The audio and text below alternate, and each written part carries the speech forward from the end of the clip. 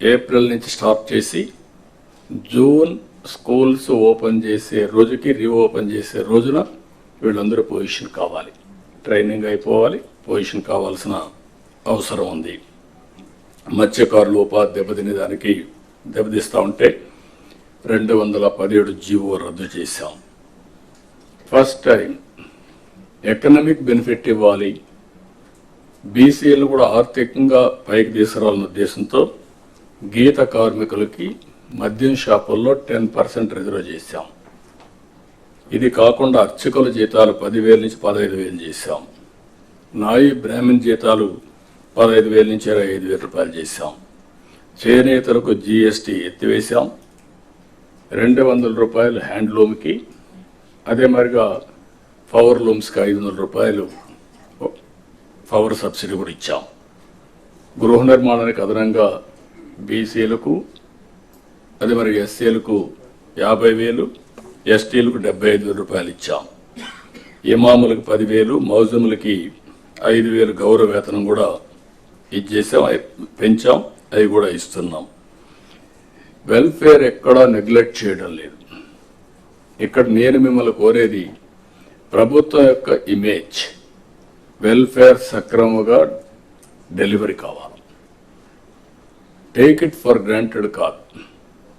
అందుకే అనునిత్యం ఏ welfare programme వచ్చినా లాస్ట్ మైల్కి కరెక్ట్గా చేరతా ఉందా లేదా, చేరే విధానం కూడా ఏదో భిక్షగాళ్ళకి మారిగా ఏదో మీరు దానం చేసినట్టు బిహేవ్ చేస్తే కరెక్ట్ కాదు. ఒక బాధ్యత తీసుకొని ప్రతి ఒక్క ఆఫీసర్ కూడా లాస్ట్ మైల్లో ఉండే ఆఫీసర్ బెనిఫిషరీకి చేర్చే విధానం చాలా ముఖ్యం. ఆ విషయం కూడా మీరందరూ కూడా హ్యూమన్ యాంగిల్తో వాళ్ళు పనిచేయాల్సిన అవసరం ఉంది. ఒక పక్క సంక్షేమ కార్యక్రమాలు చేస్తూనే మీరు ఒకసారి చూస్తే పోలవరాన్ని గాడిన పెట్టాం.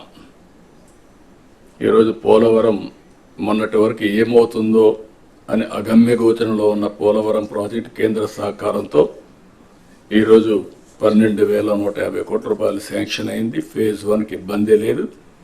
దీన్ని 2027కు పూర్తి చేస్తాం.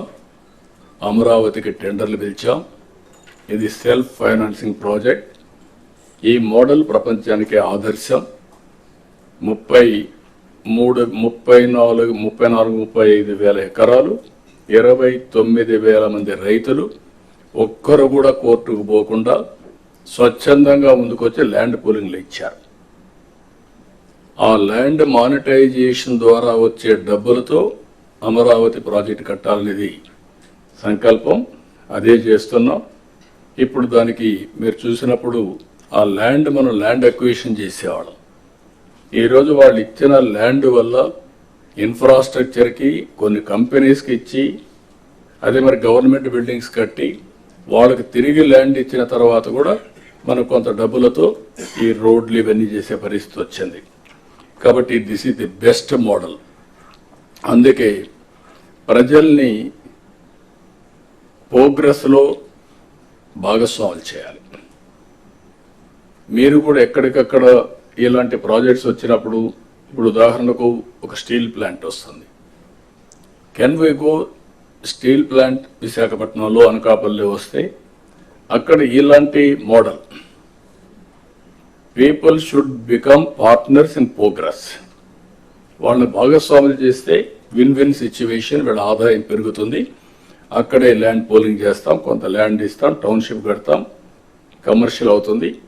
అదే మరి రామాయంపట్నం ఉంది, కొత్త సిటీ వస్తుంది.